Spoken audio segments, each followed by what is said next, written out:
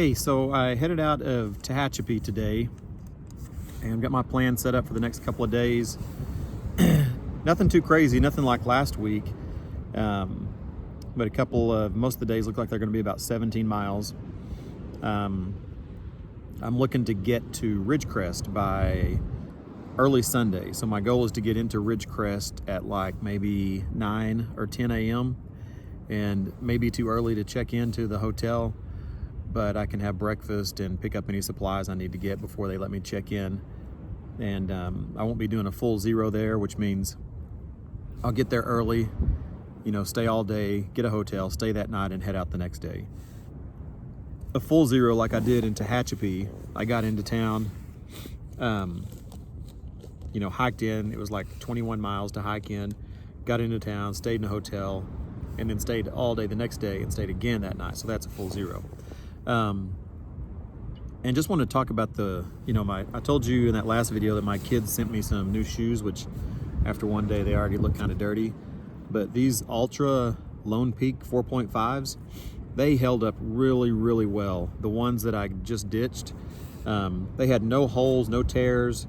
They were still in decent shape. They were dirty, but they were still in decent shape.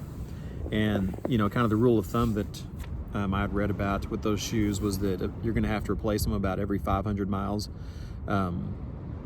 just because of the cushion that you lose in there. And I would say definitely somewhere, because I pushed them to 566, and somewhere in that 450 whatever range, I know about the last 75 miles, I could really tell that my feet were starting to take a little bit of a beating. So I got those new shoes, got some insoles and put in there. I used kind of some more expensive insoles on the last pair. I think they were Nike or something, but I just went with some Dr. Scholl's that I got at Walmart in Tehachapi, put those in there, and man, it made a big difference today. When I took off walking, my feet felt so much better, but they were so sore from that last stretch. Remember I told you that was like, I did 50 miles in 36 hours, I think. My feet were so sore the next morning when I got up. It felt like they were asleep. As I was walking across the floor, they were numb. But anyway, got my plan set up, shooting for Ridgecrest by Sunday. New shoes working great. And I did get a couple of comments on YouTube, some suggestions. One of them was to stop filming vertical, and I should have caught that. I just never really paid any attention. So as you'll see, my very first video here, I've got it horizontal, so should be working out better. A couple other people had mentioned trying to get rid of some of the wind noise. I haven't figured out how to do that yet. I'll play with that and see if there's a way I can. But then there's some days I would just have to not video on some of the days, I guess, because it's so windy out here sometimes. Like tonight, I just barely in the desert found this little camping site nestled in these little Joshua trees. So they're like all around me here, trying to get a little bit of protection from the wind. But sometimes there's a wind advisory the next few days, or at least tonight there is. And so anyway, that's what I've got for now. And if you haven't tried these little animal cracker cookies that are covered in icing, man, these things are freaking amazing. We gotta try them. Good morning. Let me apologize early if the wind noise is a little too much on here. It's just been so windy lately. It's hard to find a time to video where there's not much wind. I want to hit on a few adverse situations that have happened lately. I don't want to come across as too negative, but I just want to try to keep these videos as real as possible, and it's not always just great, easy, fun hikes. So the hikes lately up until today, actually up until yesterday, it turned back into more of this foresty, wooded type area, which is great. But up until then, the last several days have been just no fun at all. Hot, dry, uphill, windy, just really not fun hiking at all. Really pretty miserable most of the time. The wind is just brutal out here sometimes. I had a couple of days where it seemed like it was all uphill, sunny, hot, but yet with this 50-mile-an-hour wind right in your face going up these steep hills. Not fun at all. So that's been rough. I've got my first blister and a few toenails that are starting to turn black. My feet hurt like crazy all day, especially after that one stretch of 50 miles in 36 hours that I did, which some of the younger hikers I think are totally good with that, and maybe even some of the more experienced, even older through hikers. But I'm a rookie to this, 50 years old. It really wreaked havoc on my feet. They really hurt. So that's been really tough. A bee flew into my hair the other day and got stuck. As I was trying to get the bee out, it stung me on the top of the head, which was really rough. Wasn't too bad, but definitely wasn't fun. My inflatable air pad that I sleep on at night has got a puncture in it. So now I don't have that. I'm laying all my clothes out on the ground, just for like my upper body. And that's kind of the best I can do for a sleeping pad until I get a new one. So that makes night times really rough. Again, with the wind, blew dust all inside my tent last night. And I had everything closed up, but I had dust just all over, kept blowing in there. These wind gusts will come up, just stirred up all the dirt, all of my equipment, my sleeping bag, myself, just dust all over. That really sucked.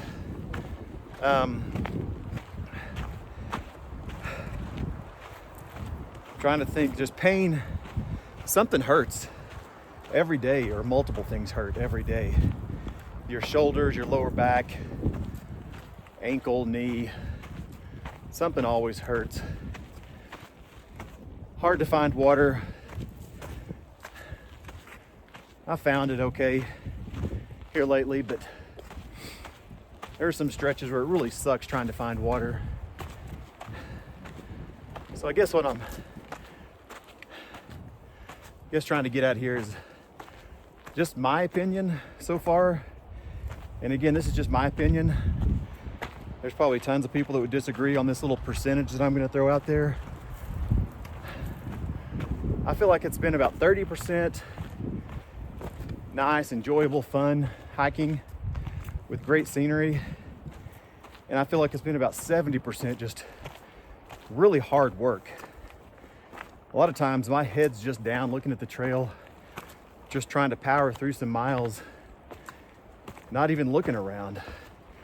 I've kind of seen as much desert as I need to see. I don't know what else I can see new as far as the desert goes. I'm kind of ready to be done with this section. But anyway, don't want to make this too long. Definitely don't want to sound negative. I'm glad I'm doing it. Still have zero thoughts of quitting. But I also want to make sure it's real enough on these videos that maybe somebody's watching this and thinking about doing it. I don't want them to think that it's just, oh man, it looks so peaceful and beautiful out there. Just walking for 5 or 6 months. That is not what it's like. Which is part of the reason, that's the main reason I did it, is I wanted a really hard physical, mental challenge, and I definitely got it. Got what I asked for, so. Anyway, that's all I've got. Hope I didn't sound too negative, and I'll talk to you later. We're finally back into some good hiking. Yesterday we got back into this type of environment with a lot of trees, pine cones. It's really pretty. It's amazing what it does to your morale to be in something like this and then in that deserty stuff, because all through that LA aqueduct into Tehachapi, and like about the first, 20 miles coming out of Tehachapi, man, there was just nothing motivating about it. It was just keep taking one step at a time. That's all I could think about. I didn't feel like stopping and looking around or videoing or anything, but so here comes some wind. Sorry if I get some wind noise. It's funny when that wind comes, you can hear it. It's a little ways off and you can tell you got about 20 seconds before it gets to you. But you can hear it coming. It's weird. But this is what it looks like here lately. Really pretty. Good smooth path to hike on, no big chunks of rock. Haven't climbed any big hills this morning, which I'm sure they're coming. You know, but even in conditions like this, when you're climbing hills, it's not that bad because you actually like to stop and look around. It's really pretty.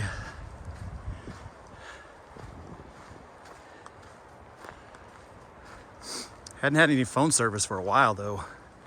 I had some yesterday up until about like, I don't remember what time, 1 o'clock or so, and then nothing for the last several hours.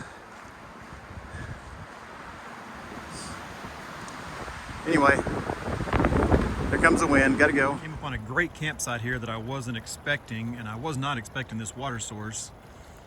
This water source is at mile 609. I wasn't expecting water until mile 615. So I'm gonna get some water. I'm gonna drink probably half a liter while I'm here, but I'll probably only walk out here with like 2 liters. I don't need to get that much. Just a really cool campsite here that I wasn't aware of. Got some kind of structure with rocks. It's built over here. If you can see that. That's really cool. There's actually some porta potties over here, so I can use those before I go. Anyway, pretty cool campsite here. Good morning. Well, this has been the section of adversity, but I knew those things were going to happen. That's just part of the challenge of finishing this trail. But so, a friend of mine posted the other day on Facebook that he hates the wind. Kevin, I am right there with you. The wind is my new sworn enemy. The wind has made this trail so much harder. Last night a big gust came in, snapped my tent pole, and I tried to get up and fix it, but all I had was duct tape. I could tell that wasn't going to work, and it was like 1 o'clock in the morning. So I just let it collapse on me, slept under that, and again with no sleeping pad, so I'm sleeping pretty much right on the ground. So that was not the best night's sleep in the world. Also, I think I'm battling shin splints. I've never had shin splints before, so I'm not positive, but I can't think of what else that would be. So that's been rough. Not sure if you can see it or not, but not only is it windy and cold here in the desert right now, but it's actually snowing. What the heck?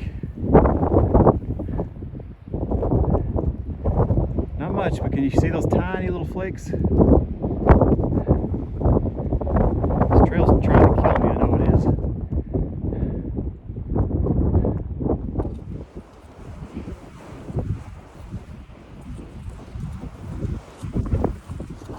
So that shot right there, that was not me drunk. That was the wind blowing me around like that. It's bad. I told you this morning that my tent collapsed on me last night. It was one of these metal tent poles right here. It just like snapped right up here in half. So I've got this field kit, this little splint I forgot that I had that slides right up over the pole. Then duct tape it right here on the ends. And it has held in place so far. I'm hoping it stays in place. Got some wind, but I don't think it's going to be as bad as last night. And then I met a guy who had a patch kit for my inflatable sleeping pad. So I got to find the hole again, which I think is right around here somewhere, and patch this up, and hopefully I can actually get some sleep tonight. Good morning. It is 3 a.m. and I've got to get up and get going. I've got 18 miles to get into the town of Kernville, and honestly I would break this up into 2 days to two 9-mile days if I had enough food, but I've only got 2 Cliff Bars and 2 packages of oatmeal left, so I've got to get there today. But these shin splint things or whatever it is that I have going on with my legs down here are really hurting, and I would love to break that up and give them a chance to rest, but can't. Got to get moving, got to get going. And so I'm gonna have some coffee, some oatmeal, and I just cannot get out of the sleeping bag. I don't want to go back out there. I'm not kidding. I can hear the wind going, and I do not want to get back out into that wind, especially when it's this cold. I think it's 38 degrees, and that wind is blowing strong again this morning. And it's dark, and the sleeping bag's really warm, so I'm having a hard time getting out of it. So anyway, just giving you a little update. I'll be in Kernville sometime today around hopefully 2-3 o'clock or so, depending on how fast I can go. And that's it. Talk to you later. Hey, so quick update. I am about 2 miles away from my destination today. And the shin pain that I was dealing with, somehow I found a way to manage that and relieve it by about 90% over this last 6 miles or so. The first 15 were really rough, but managed to deal with that. So that's a big win. The wind has dramatically went down today, and that's huge because it was really rough the last 3 days. Or maybe I'm just in a really good mood because I'm 2 miles from a town with some real food. Let's see what else. The tent worked out. Putting that splint on the tent pole, that worked out good. And they're going to send me some new tent poles up the road, so that should keep me good for a few days. The sleeping pad did not work out, patching that. So I had to order a new sleeping pad. That's coming to me here in this town of Kernville here in a couple of days. I'm going to stay in Kernville for 3 nights and try to make sure that these shin pains, whatever it is, which I don't think it's shin splints from what I've been finding out from other people. I don't think it's shin splints, so I think that's a good thing. So I already got some wind coming in. I think I might have definitely cut my meal resupply a little too close. This is my last meal. So if anything would have held me up and I would have had to add another day, I'd have been in trouble food-wise. So when your last meal is oatmeal at 2 o'clock in the afternoon, you probably didn't resupply very good last time. Let's see. Oh, is kind of I know the wind has caused a lot of trouble these last few days and made a couple of my last videos sound pretty negative. And it was a mess, but I found out today that on this section that we've finished up, that it's usually this time of year, it's usually in the triple digits heat-wise. And with that wind, the wind chill factor for us, man, it was I'm gonna say it was 42 degrees most of the time yesterday. It was pretty chilly.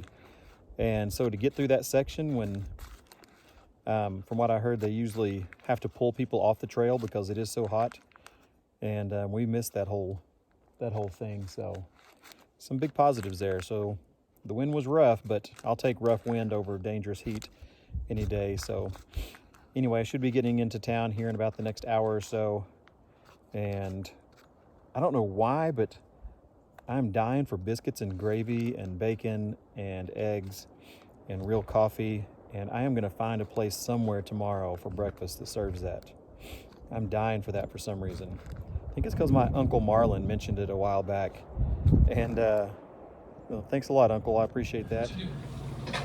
Hey, so this is how I try to recover my feet the best I can. I get to a hotel, I empty out the trash can, fill it full of ice water, wrap some ice bags around my shins that have been bothering me, and then I just put my foot in and sit back, watch TV, and then alternate feet back and forth. That's it. And this is how I eat cereal. So I always buy a bottle of Gatorade every time I get into town to rehydrate, and then I take some with me. So get my knife, cut the top off, and this is my cereal bowl. And if I have dinner here in the room, if I have chili or soup or something, I've got a bowl. Since I don't have bowls with me, I had to get creative, and we have Fruity Pebbles tonight. All right, so this is how I treat a blister. So I got my first blister. Let me zoom in there. I know my toes are dirty, but they will be clean before I leave. But that blister's right there.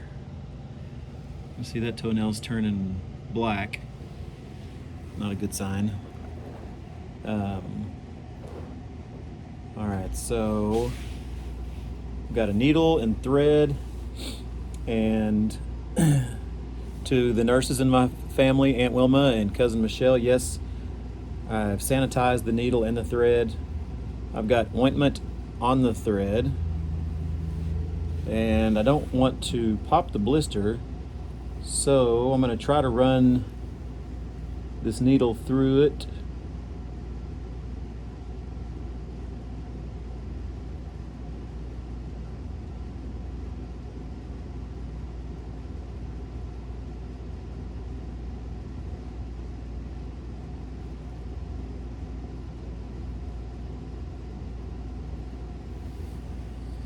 So I run the needle through the blister because I don't want to pop it completely, I guess.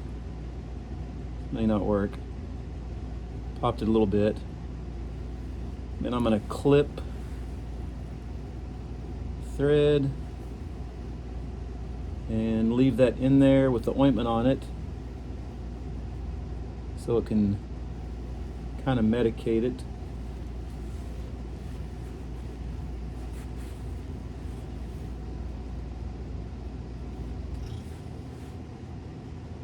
So that thread's going to stay in there. Then I'll bandage it. And by the way, if anybody has a tip on how to thread a needle in less than an hour, holy crap. Trying to get that thread through the eye of a needle. Maybe I've never in my life tried to thread a needle, but I don't remember ever something like that being so hard.